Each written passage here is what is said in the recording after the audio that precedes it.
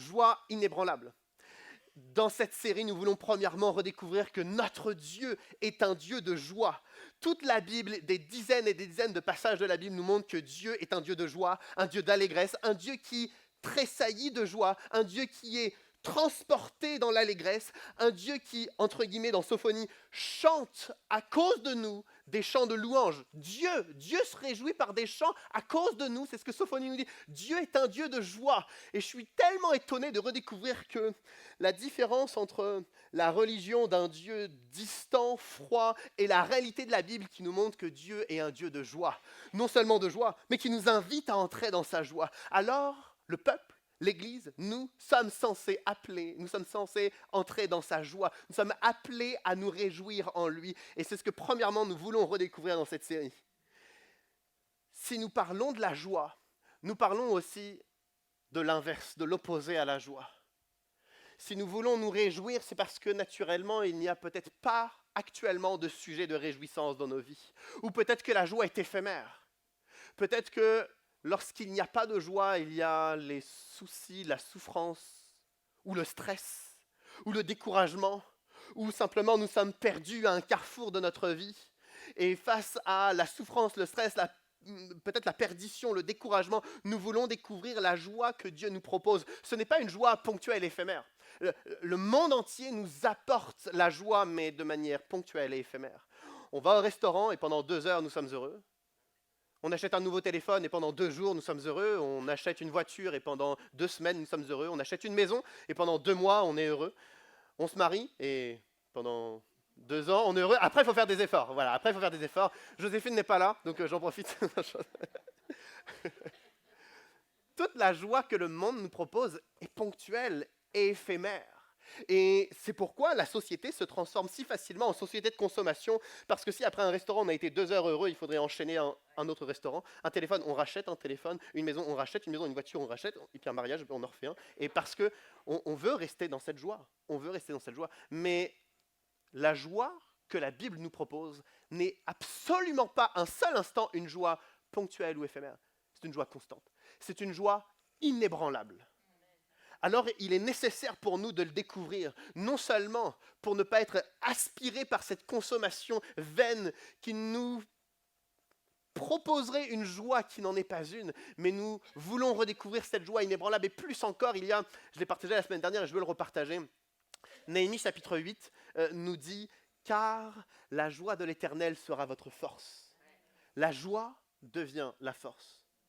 Ce n'est pas la force qui devient la joie, mais c'est la joie qui devient la force. Ce n'est pas parce que je suis fort, parce que je suis mature, parce que je suis sorti des difficultés de ma vie. Ce n'est pas parce que je suis fort que enfin je deviens heureux. Non, c'est parce que dans les faiblesses, dans les défis, dans les moments de découragement, dans les moments de carrefour de ma vie, alors que je me sens perdu, si je choisis de me réjouir en Dieu, je deviens fort. C'est ce que la Bible nous propose. Alors on doit découvrir cette joie qui peut devenir une force. Le dernier chant que nous avons chanté, « Tu agiras », d'Hillsong, je le connais depuis, il est sorti depuis 2-3 ans, je crois, 3-4 ans. Je le connais depuis 6 mois et je suis le genre de personne à me satisfaire de peu de répertoire, donc je le chante tous les jours depuis 6 mois. Je l'écoute 2-3 fois d'affilée. Et ce chant me touche particulièrement. Le deuxième couplet nous disait, on a chanté ce chant, « Quand le monde prend feu, tu as déjà prévu un plan.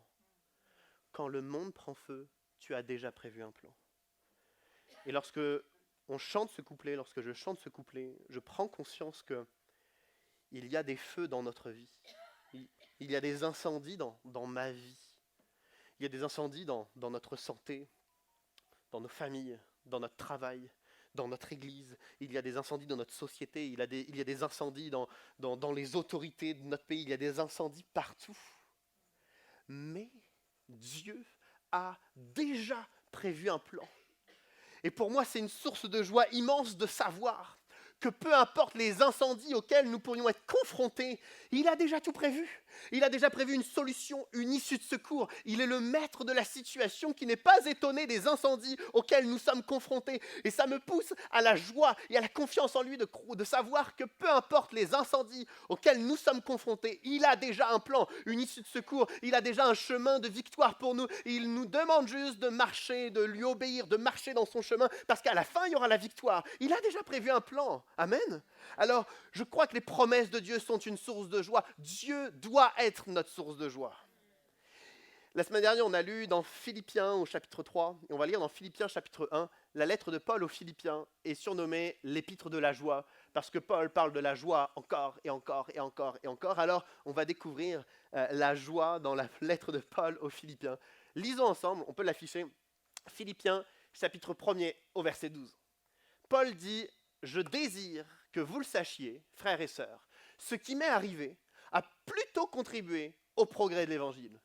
En effet, dans tout le prétoire et partout ailleurs, personne n'ignore que c'est pour Christ que je suis en prison. Et la plupart des frères et sœurs, encouragés dans le Seigneur par mes chaînes, ont plus d'assurance pour annoncer sans crainte la parole. » Et on fait une petite pause. Paul parle de sa situation, ce qui lui est arrivé. Et il dit que sa situation, ce qui lui est arrivé, a plutôt contribué au progrès de l'Évangile. Plutôt contribué. Quelle est la situation de Paul ? Paul, il le dit, il est en prison, il est enchaîné, mais sa situation est encore plus complexe que ça. Paul avait reçu une vision de la part de Dieu, celle d'atteindre Rome et les autorités de Rome. C'était sa vision, il était persuadé que c'était la vision que Dieu lui avait donnée, et pourtant, année après année, tout ce qu'il fait l'éloigne géographiquement de sa vision. Ainsi, il est dans une situation, dans une période de sa vie où il s'éloigne de la vision de Dieu. Deuxièmement, tous les chrétiens lui disent « Ne va surtout pas à Jérusalem parce que les autorités juives, jalouses de l'influence que tu as, vont t'arrêter et peut-être te torturer et te tuer. » Mais lui, il a une conviction. Dieu l'appelle à aller à Jérusalem. Donc deuxièmement, il va en avant de la souffrance. Il y a certainement une part, d'après les spécialistes, d'anxiété à l'idée de marcher en face de la souffrance. Troisièmement, il vit une scène traumatisante alors qu'il est à Jérusalem. Les autorités juives agite la foule. Et dans un moment de folie, la foule entière s'agite dans le but de le saisir. Il faut imaginer, il y a des centaines, des milliers de personnes qui courent après Paul pour le saisir dans le but de le flageller. Situation traumatisante, scène traumatisante. Les gardes romains sauvent Paul, ils le tirent de la foule, il passe 24 heures en prison à Jérusalem et ensuite 2 ans en prison à Césarée où il est accusé à 2 reprises par une cohorte d'autorités juives.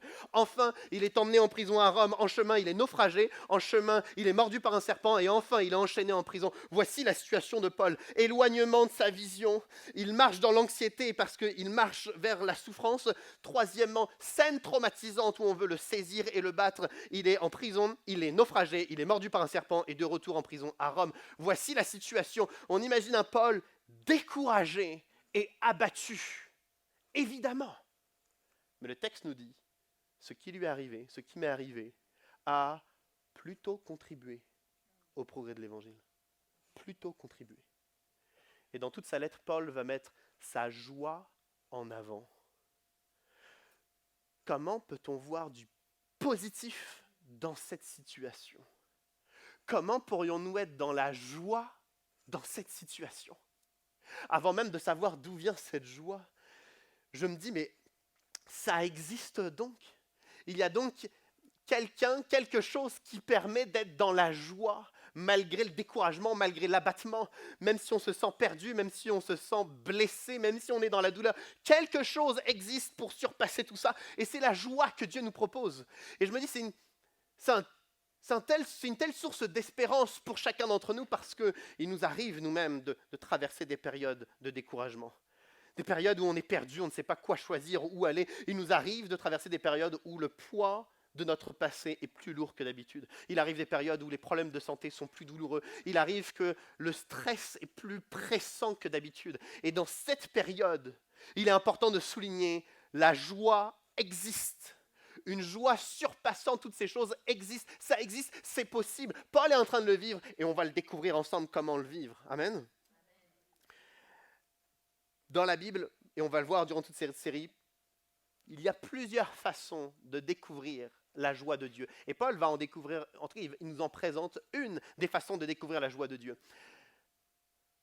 Paul dit que sa situation a contribué au progrès de l'Évangile et il explique les 2 bonnes nouvelles récentes. Premièrement, tout le prétoire a entendu parler de Christ. Le prétoire, c'est la maison de César, c'est le palais impérial. Tout le prétoire a entendu parler de Christ parce que Ils ont reconnu que Paul n'était pas criminel, enchaîné en prison parce qu'il a commis des crimes, mais Paul est là en tant que serviteur de Christ. Il est là à cause de sa foi. On a vu que dans son attitude et ses discours, en fait, c'était un homme de foi. Et tout le prétoire l'a reconnu. Tout le prétoire a vu Christ au travers de Paul. Deuxième bonne nouvelle, tous les chrétiens qui ont appris que Paul était enchaîné, mais qui prêchait quand même. Paul était naufragé, mais qu'il prêchait quand même. Paul a vécu une scène traumatisante, mais il prêchait quand même.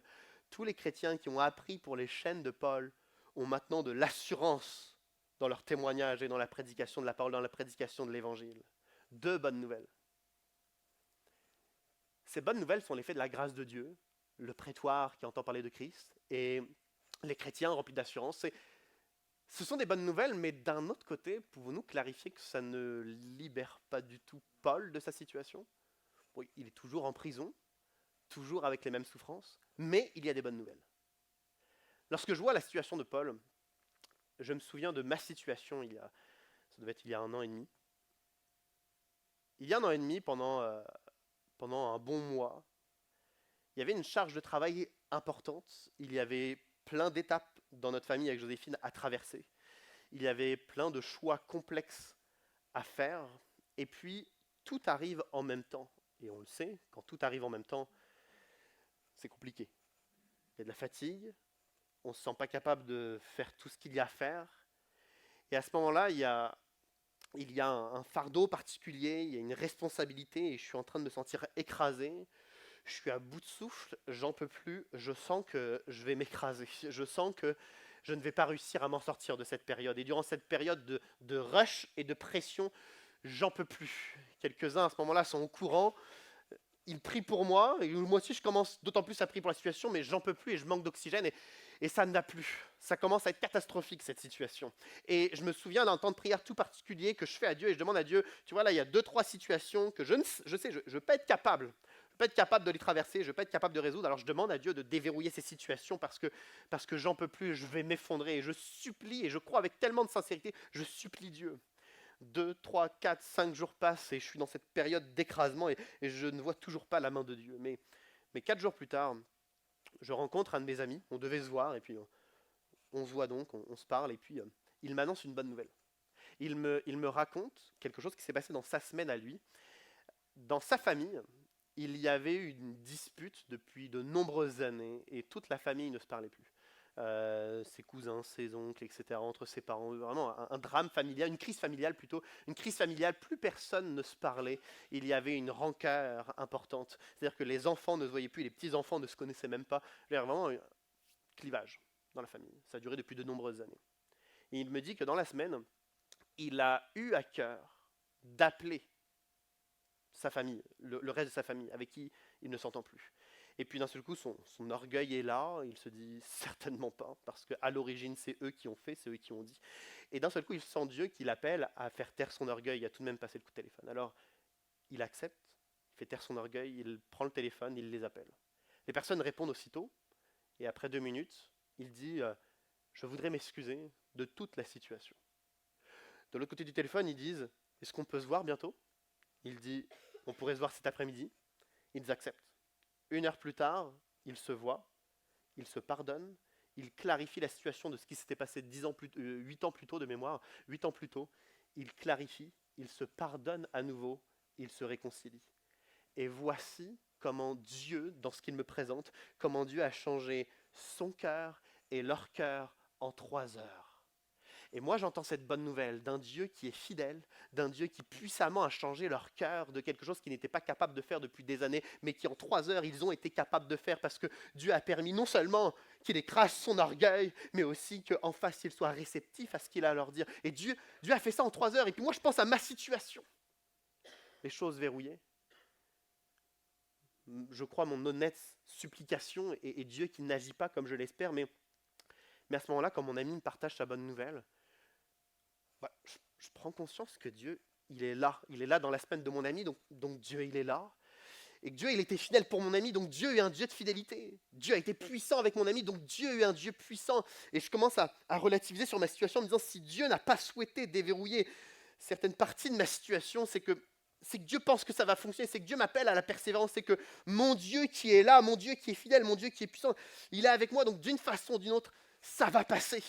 Et puis je suis de plus en plus convaincu, grâce à cette bonne nouvelle, que je n'ai peut-être pas les forces, je suis peut-être fatigué, je suis peut-être écrasé, mais j'ai un grand Dieu qui est là. Et le fait que la grâce m'environne, je ne la sens pas directement pour moi, mais le fait que la grâce m'environne, que la présence de Dieu m'environne, a été la clé pour que je puisse poursuivre. Paul est encore en prison, mais il a la bonne nouvelle, tout le prétoire entend parler de Christ, il a la bonne nouvelle, les chrétiens gagnent en assurance. Alors, il est encore libéré, il a encore ses souffrances, il est encore enchaîné, mais il avance parce qu'il prend conscience que la grâce de Dieu, elle est là, elle existe. Elle n'est peut-être pas pour lui directement, c'est vrai, mais elle est là. Dieu est tout de même présent, Dieu est tout de même fidèle. Et je crois qu'il est bon de comprendre que combien même Dieu n'a pas encore répondu précisément à nos prières directement pour nous, combien même Dieu n'a pas encore déverrouillé comme nous le souhaitons nos situations, ouvrons nos yeux spirituels afin de voir la grâce de Dieu qui coule dans la vie des uns et des autres, et peut-être dans d'autres domaines de notre vie auxquels on a l'impression de moins avoir de besoin, mais voyons cette grâce. Quel sujet de joie pour Paul de voir la grâce chez les autres. Voir la grâce chez les autres a été suffisant pour Paul dans le but que lui-même se réjouisse, combien même il était encore enchaîné. Amen. Le texte se poursuit, voici ce que le texte nous dit. Certains, il est vrai, proclament Christ par jalousie, avec un esprit de rivalité, mais d'autres le proclament avec de bonnes intentions. Les uns agissent par amour, sachant que je suis là pour la défense de l'évangile, les autres, animés d'un esprit de rivalité, annoncent Christ avec des intentions qui ne sont pas pures et avec la pensée d'augmenter les souffrances de ma détention. Qu'importe, de toute manière, que ce soit pour de mauvaises raisons, que ce soit sincèrement, Christ est annoncé. Je m'en réjouis et je m'en réjouirai encore. Parce que Paul est en prison, il dit une des bonnes nouvelles, c'est que certains gagnent en assurance dans la prédication et dans le témoignage. Et donc, certaines personnes prêchent plus que d'habitude, témoignent plus. Il y en a qui le font avec de bonnes intentions, sincèrement, c'est ce que le texte nous dit, et d'autres le font avec de mauvaises intentions. Esprit de rivalité. Ok, je garde ça pour après. L'apôtre Paul est quelqu'un qui est rigoureux doctrinalement. On le voit, il est prêt à envoyer une lettre à quelqu'un, dès que quelqu'un fait un petit pas de côté dans la doctrine, il lui envoie directement. De telle sorte que même dans la lettre de Paul aux Philippiens, on l'a vu la semaine dernière, chapitre 3, il y a des personnes qui sont un petit peu trop judaïsants parmi les chrétiens, il leur écrit en disant « Faites attention aux chiens, aux mauvais ouvriers, aux faux circoncis ». Donc Paul est très rigoureux doctrinalement. Il n'est pas là pour accepter la nuance. Et pourtant ici, Paul dit « Il prêche Christ, Christ est annoncé, je m'en réjouis ». Ça veut dire que, et les commentateurs confirment cela, les personnes qui, avec de mauvaises intentions, avec un esprit de rivalité, ils prêchent tout de même Christ dans toute sa complétude. Il n'y a pas de doctrine qui est nuancée ou ajustée. Non, non, ils prêchent tout de même Christ. Et donc je réfléchis et je me dis, est-ce qu'il arrive que des chrétiens ou des églises ou des responsables d'églises prêchent Christ, mais que entre ces églises, entre ces chrétiens, entre ces responsables d'église, il y a de la rivalité, de la comparaison. Et parce que Paul en parle, peut-être qu'il est bon de reconnaître que dans l'agglomération rouennaise, pendant plusieurs décennies, et peut-être encore actuellement un peu, il y a eu et il y a encore de la rivalité, de la comparaison. Certains qui sont dans la foi depuis longtemps et dans l'agglomération rouennaise et chrétiens depuis longtemps, vous le savez, ce regard qu'il y a entre certaines églises ou entre certains responsables. Alors j'aimerais en dire un mot.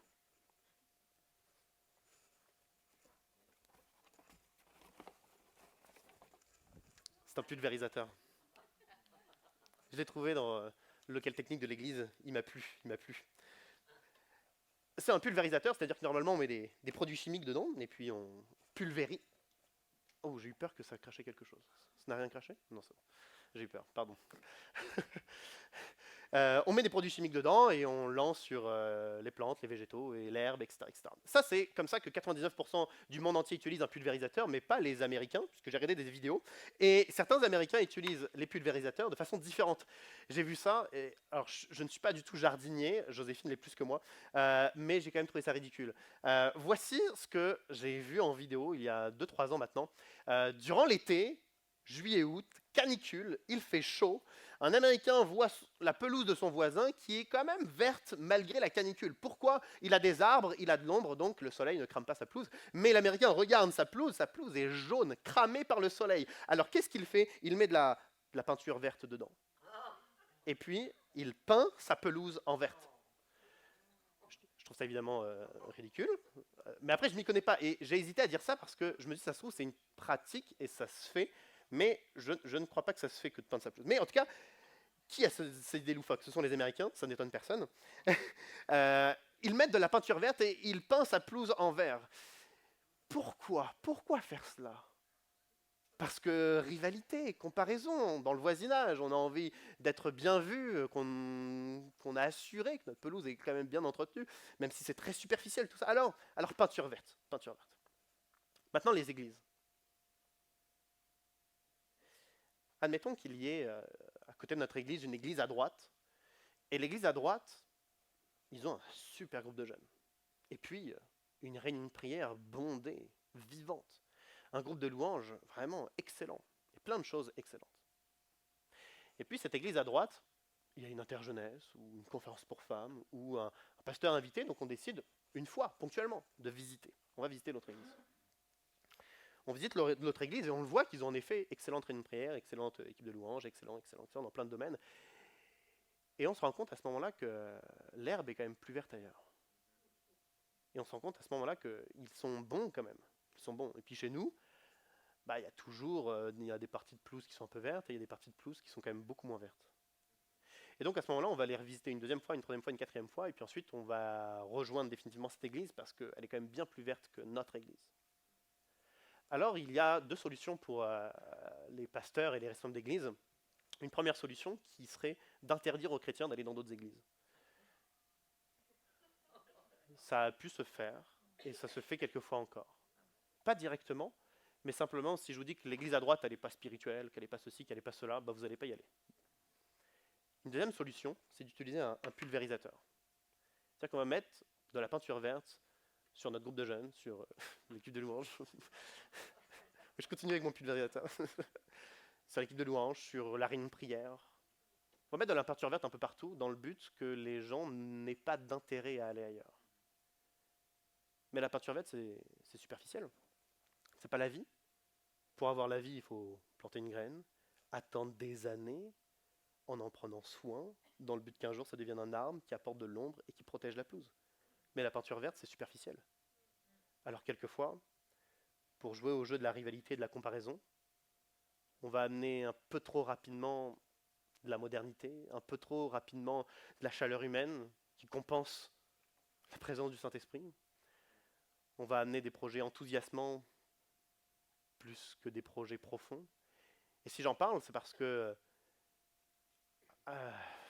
dans mon esprit, et peut-être dans l'esprit de certains responsables de notre église, et je le sais dans d'autres églises aussi de l'agglomération, c'est ce genre de réflexion très rapidement qu'on a, parce qu'on n'a pas envie un jour de perdre la moitié de nos membres parce qu'ils vont aller dans l'église de droite. Parce que si on perd la moitié de nos membres, on n'a plus de culte pour enfants, plus d'équipe de louanges, plus d'équipe d'accueil, on n'a plus rien en fait. Donc on veut garder tout ça, on a peur de perdre tout ça. Donc on est prêt à rendre l'église superficielle. Et je vous le dis quelquefois, ça peut être des réflexions qui nous traversent l'esprit. Ça ne doit pas nous traverser l'esprit. Nous ne devons pas jouer le jeu de la rivalité, ni le jeu des comparaisons. L'église à droite est bénie, merci Seigneur. Si notre église a des parties de notre pelouse qui sont jaunes, eh bien écoutez, ça va peut-être nous prendre 10 ans pour que ça devienne vert, mais il faut que nous puissions résister, ne pas rendre l'église superficielle. Mais j'ai une deuxième remarque à faire. Nous sommes dans une société de consommation, je l'ai dit tout à l'heure, on consomme des téléphones, on consomme des voitures, on consomme des maisons, on consomme, et on consomme également les églises. Quelquefois, non, je ne vais pas dire ça. On peut consommer des églises. Et finalement, tous les 3 ans, certains changent d'église. J'ai envie de dire je jette la pierre à personne, mais j'ai envie de dire je jette la pierre à tout le monde, puisque moi le premier, j'ai changé plusieurs fois d'église, quelquefois pour des bonnes raisons, déménagement, et une fois pour des mauvaises raisons. Mais je m'en suis rendu compte quelques mois après que c'était pour de mauvaises raisons. Et on change d'église tous les 3 ans, on bouge à droite à gauche. Pas parce qu'on déménage, pas parce qu'on a une urgence, pas parce qu'il y a quelque chose d'important. Non, non, on change d'église, on consomme. Mais qu'est-ce que Paul dit? Paul dit, Christ est annoncé? Je m'en réjouis et je m'en réjouirai encore. Alors j'ai envie de dire, ne mettons pas de la peinture dans nos églises, n'interdisons pas aux chrétiens d'aller dans les autres églises, que les chrétiens puissent aller dans l'église de droite sans problème, mais les chrétiens qui vont dans l'église de droite reviendront évidemment dans l'église locale. Pourquoi? Parce qu'ils savent que Christ est annoncé. Normalement, ce n'est pas suffisant, mais d'après Paul, ça devrait être suffisant. Christ est annoncé complètement, sans nuance de doctrine. Peut-être que la pelouse de notre église n'est pas verte partout, mais pouvons-nous faire partie de ceux qui vont planter une graine, patienter dans la prière, dans la persévérance, accompagnant, bénissant pour que cette graine un jour devienne un arbre et de dire « je suis fier de l'église qui est devenue un peu plus verte ». Je ne suis pas en train de dire qu'on n'a pas le droit de quitter l'église, pas du tout. Mais je pense que ça a plus de sens de rester 15 ans que 2 ans dans une église. Alors, j'ai envie de dire, prenons le temps de choisir une église. Je dis ça à nous, mais je dis ça aussi parce que c'est enregistré. Prenons le temps pour choisir une église et au moment où on l'a choisie, engageons-nous à rester dans l'église, même si l'herbe n'est pas verte partout. Mais faisons partie de ceux qui vont amener la croissance pour que l'herbe devienne verte. Alors autant les responsables, dont moi-même, quelquefois nous sommes traversés par un esprit de rivalité que nous devons bannir, mais autant les assemblées doivent gagner en constance. Amen. Bon, je suis à 2 doigts de le garder parce que je vois ça comme une extension de mon bras depuis tout à l'heure et c'était pas mal, mais je vais le laisser. On va passer la prochaine diapo. Voici ce que Paul nous dit. C'est la suite. Cependant, s'il est utile pour ma tâche que je vive ici-bas, je ne saurais dire ce que je dois préférer. Je suis tiraillé des 2 côtés. J'ai le désir de m'en aller et d'être avec Christ, ce qui est de beaucoup le meilleur, mais à cause de vous, il est plus nécessaire que je continue à vivre ici-bas. Persuadé de cela, je sais que je resterai et demeurerai avec vous tous pour votre progrès et votre joie dans la foi. Paul parle de son tiraillement. Qu'est-ce qu'il préfère? Parce que Paul il est en prison. Il faut imaginer qu'en prison, on a des réflexions plus existentielles. Et Paul réfléchit à ses issues. Soit il va être libéré, soit il va être exécuté, soit il a la vie, soit il meurt. Et j'essaye, quand je lis ce passage, de me mettre à la place d'un chrétien qui connaît Paul, et Paul c'est notre frère dans la foi, Paul c'est un mentor, Paul c'est un apôtre, c'est quelqu'un qu'on a à cœur. Et dans l'église de cette période, il y a des apôtres comme Jacques qui ont été exécutés. Il y a des diacres comme Étienne qui ont été exécutés. Il y a des frères et des sœurs partout dans toute l'église de cette époque qui sont persécutés et exécutés. Alors on voit l'apôtre Paul qui est en prison, on prie et on persévère dans la prière pour que Paul soit sauvé, qu'il soit libéré, qu'il ne soit surtout pas exécuté. C'est notre prière. Nous ne voulons pas que Paul meure. Et Paul met les pieds, pardonnez-moi de le dire, mais il met les pieds dans le plat, il parle de la mort justement. Il ose en parler. Et il dit...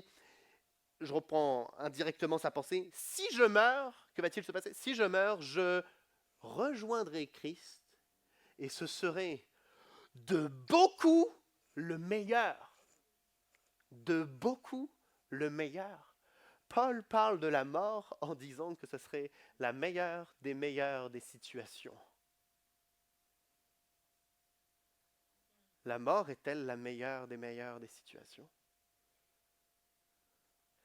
Bon, le lendemain de notre résurrection, lorsqu'on sera au paradis, lorsque Dieu nous demandera la mort était-elle la bonne situation, on hurlera peut-être Alléluia, je ne sais pas, mais Paul croyait que la mort était la meilleure des situations pour lui. Parce que Paul sait à quoi ressemble l'éternité. Paul sait que l'éternité, c'est être dans la joie du Maître, voir la gloire de Dieu, chanter ses louanges pour l'éternité. La Bible nous parle du festin des noces de l'agneau. Il y aura un festin durant l'éternité, un festin. Mais c'est incroyable, nous allons louer, chanter, nous allons être dans la joie, dans la paix, et nous allons manger. C'est ça le programme. C'est comme ça que les auteurs qui reçoivent la révélation du paradis tentent d'expliquer quel bonheur il y aura d'être à vie avec Dieu. Et Paul, il prend conscience de tout ça, et il ose dire que s'il meurt, c'est la meilleure des solutions. Je m'imagine, l'apôtre Paul est enfermé dans sa prison, enchaîné.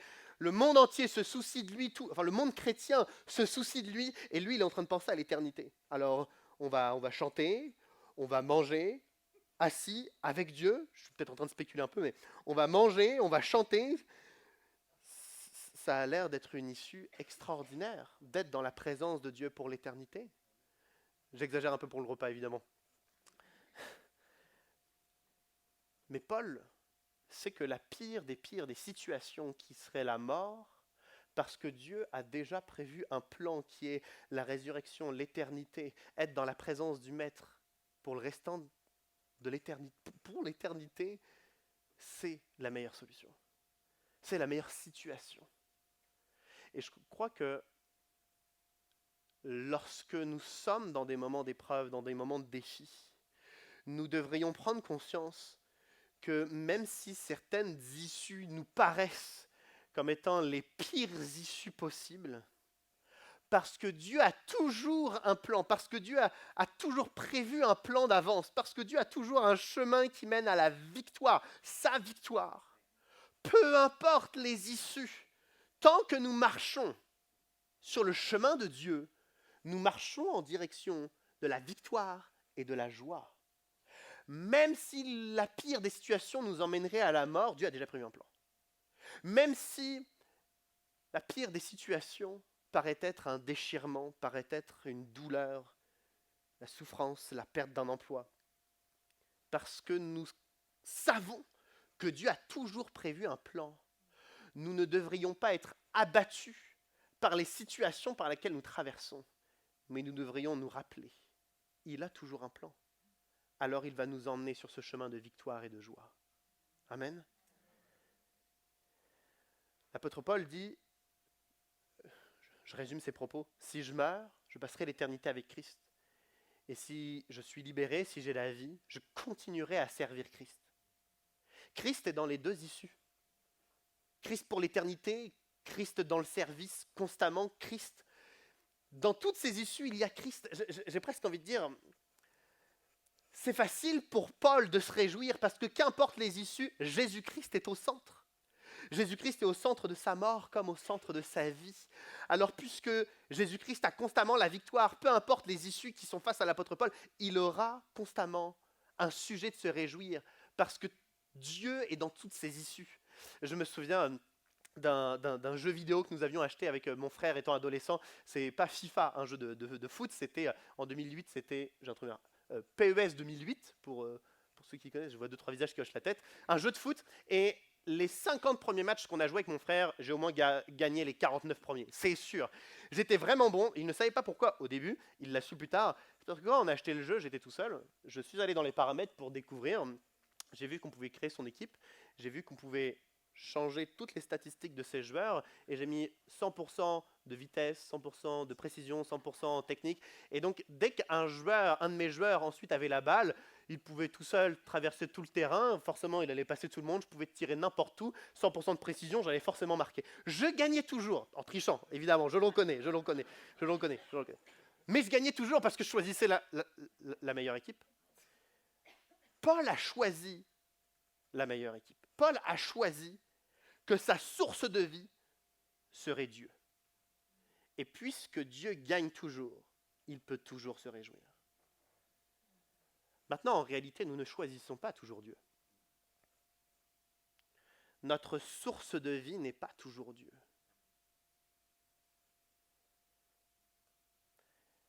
Quelquefois, notre source de vie est notre statut professionnel. Notre source de vie est l'équilibre de notre famille. Et lorsqu'il n'y a plus d'équilibre, nous sommes abattus. Quelquefois, notre source de vie est la façon dont les autres nous regardent, l'apparence que nous avons de notre corps. Mais lorsque nous sommes malades ou que notre corps se détériore, nous sommes abattus. Et Dieu n'est pas si facilement notre source de vie. Et quand on passe des années et des années à faire en sorte que Dieu ne soit pas notre source de vie, il est difficile de replacer Dieu au cœur de notre vie. Et ça passe par deux choses. La repentance et le dépouillement. On doit se repentir, on doit demander pardon à Dieu. Imaginez, je reprends cet exemple de ce jeu vidéo de foot, imaginez que je joue avec mon frère et que je ne prenne pas l'équipe qui gagne alors que je le sais que cette équipe va forcément gagner. Quelle folie ça serait pour moi de ne pas gagner aussi facilement. Mettons-nous à la place de Dieu. Quelle folie pour ceux qui le connaissent, qui ne font pas de Dieu leur source de vie. Pourtant, nous savons que Dieu est puissant. Nous savons que Dieu seul est capable de nous diriger. Mais nous ne le faisons pas. Nous préférons nous diriger nous-mêmes, avec nos désirs, nos envies, nos projets, nos ambitions. On pense qu'on est suffisamment sage pour faire les bons choix. On pense qu'on est suffisamment solide pour faire face. Et ça demande de faire taire notre orgueil, de dire « Je te demande pardon Dieu de ne pas t'avoir écouté et je veux t'écouter à nouveau. » Premièrement, se repentir. Deuxièmement, se dépouiller. Parce qu'au moment où on s'engage à suivre Dieu et à faire en sorte qu'il soit la source de notre vie, ça demande, les circonstances vont nous demander, et Dieu va nous demander de nous dépouiller. Dieu est la source de vie de Paul. Paul se trouve privé de liberté en prison. Quel dépouillement d'oser le dépouiller de sa liberté à lui qui allait de ville en ville pour prêcher l'évangile. Il est maintenant restreint à la prison. Et la vie nous dépouille. Les défis de la vie nous dépouillent. Les étapes de vie nous dépouillent. Et en tant que chrétien, on peut soit être frustré du dépouillement, soit les accepter en continuant à nous attacher à Dieu. C'est pourquoi, même si nous sommes chrétiens, il est tout à fait possible que nous ne soyons jamais dans la joie. Parce que même si nous avons choisi de suivre à un moment donné Christ, il est encore nécessaire d'accepter qu'il nous dépouille. D'accepter de lui confier notre caractère, d'accepter de lui confier notre famille, d'accepter de lui confier notre santé, d'accepter de lui confier notre paix intérieure, d'accepter de lui confier notre Église, d'accepter de lui confier notre carrière. Quand on accepte au fur et à mesure de faire taire notre orgueil pour lui confier chaque domaine de notre vie, on est en train de se dépouiller. Et lui, il va être capable, parce qu'il voit la confiance et l'attachement qu'on a avec lui, de faire émerger une joie inébranlable. Que nous puissions accepter de nous dépouiller encore. Amen. On va lire le dernier passage, et je vais juste en dire un mot. Alors que Paul a envie de retrouver l'église de Philippe, il leur dit seulement « Conduisez-vous d'une manière digne de l'évangile du Christ, ainsi que je vienne vous voir ou que je sois absent, j'entendrai dire de vous que vous tenez ferme dans un même esprit, combattant d'un même cœur pour la foi de l'évangile, sans vous laisser effrayer en rien par les adversaires. Pour eux, c'est une preuve de perdition, mais pour vous de salut, et cela vient de Dieu. En effet, il vous a été fait la grâce non seulement de croire en Christ, mais encore de souffrir pour lui en menant le même combat que celui que vous m'avez vu mener et que vous l'apprenez maintenant, je mène encore. » Il y a 2-3 choses à dire, mais je voudrais en dire juste une seule chose. Une des façons de se conduire de façon digne de l'évangile, c'est de tenir ferme dans l'unité. Ça va être un des objectifs de l'église de Philippe. L'unité, Paul va en parler juste après. Mais tout d'abord, il parle de tenir ferme. Il dit « sans vous laisser effrayer en rien par les adversaires ». Il y a des adversaires. Nous traversons quelquefois des périodes éprouvantes. Il y a des adversités qui se dressent face à nous, des obstacles à la vie. Et face à tout cela, les chrétiens de Philippe avaient peur. Et face à tout cela, nous avons peur. Nous sommes ralentis, nous sommes paralysés. Mais Paul dit que lorsqu'on comprend le message de l'Évangile, celui de la grâce, celui de la puissance et de la fidélité de Dieu, celui qui nous appelle au dépouillement. Lorsqu'on comprend le message de l'Évangile, nous sommes alors capables de tenir ferme et de ne plus avoir peur des adversaires. Et Paul ajoute, il vous a été fait la grâce de croire en Christ et la grâce de souffrir pour lui. Et je veux m'arrêter sur la grâce de souffrir pour lui. Je vais appeler l'équipe de louange à revenir. La grâce de souffrir pour lui. Lorsque nous souffrons, le chrétien est appelé à tenir ferme, parce qu'il s'attache à l'évangile. Le chrétien est appelé à tenir ferme. Et lorsqu'on tient ferme, le chrétien voit apparaître la joie inébranlable.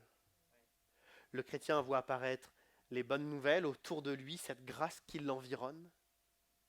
Le chrétien voit apparaître le plan parfait que Dieu a déjà tracé ainsi, de telle sorte que peu importe les issues, même la pire issue qui serait la mort, Dieu a déjà prévu un plan. Alors, le chrétien voit la perfection du plan de Dieu.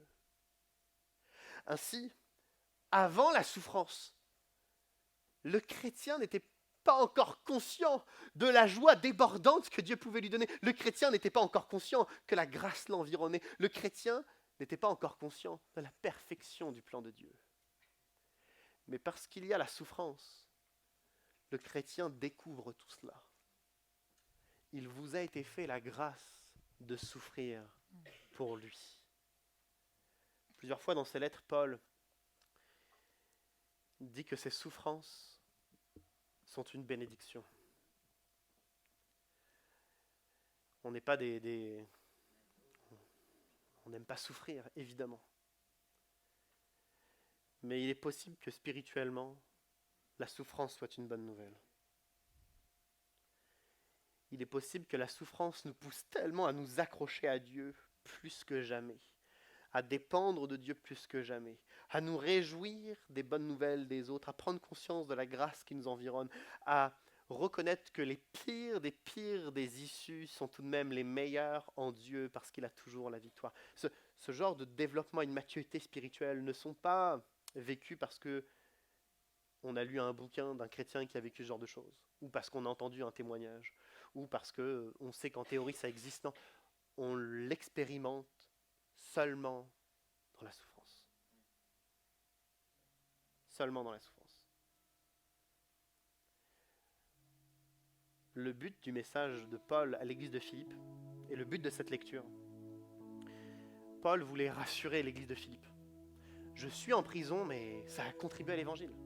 Et Christ est annoncé. Bonne ou mauvaise intention, mais Christ est annoncé. Et puis même si je meurs, ce serait la meilleure des situations. Et le but de cette lecture, de ce passage ensemble, c'est que nous puissions reconsidérer la souffrance. Certains d'entre nous, nous sommes en prison. Certains d'entre nous, nous sommes enchaînés. Certains d'entre nous, nous voyons que nous n'avons pas les ressources suffisantes pour aller jusqu'à la ligne d'arrivée. Certains d'entre nous, on prend conscience des douleurs dans notre corps. Certains d'entre nous, nous savons que nous n'avons plus les forces pour poursuivre le chemin. Certains d'entre nous, nous connaissons les plaies et les blessures qu'il y a en nous qui ne sont pas guéries par le temps. Certains d'entre nous, nous voyons notre caractère qui est une torture pour nous et pour ceux qui nous entourent.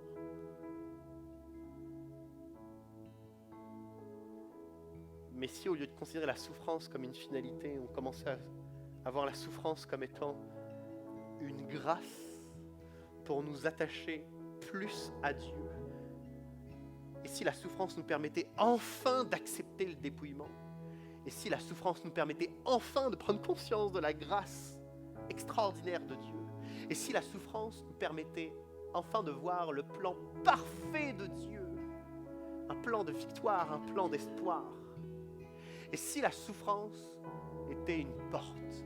Le chant Tu agiras nous disait tout à l'heure, quand je vois une tombe, tu vois une porte. Extraordinaire cette déclaration. Quand je vois une tombe, tu vois une porte. Tous les chrétiens voyaient que la prison de Paul était une tombe, ils y voyaient une porte. Alors peut-être que dans nos vies, nous voyons des tombes. Nous voyons la mort de notre famille, la mort de notre santé. La mort dans notre esprit, la mort de notre carrière, la mort de notre couple. Peut-être que nous voyons une tombe. Mais peut-on redécouvrir quel immense sujet de réjouissance nous avons? Lui, il ne voit qu'une porte. Et ce n'est pas parce que nous voyons une porte que nous allons être dans la joie. C'est parce que nous sommes dans la joie qu'il crée toujours des portes. Qu'en la franchissant, nous allons devenir forts. Car la joie de l'Éternel sera notre force. Car il crée toujours une porte. Nous pouvons nous réjouir et être solides, tenir ferme en lui. Amen. Je vous propose de vous lever. Je vais prier et on va chanter ensemble.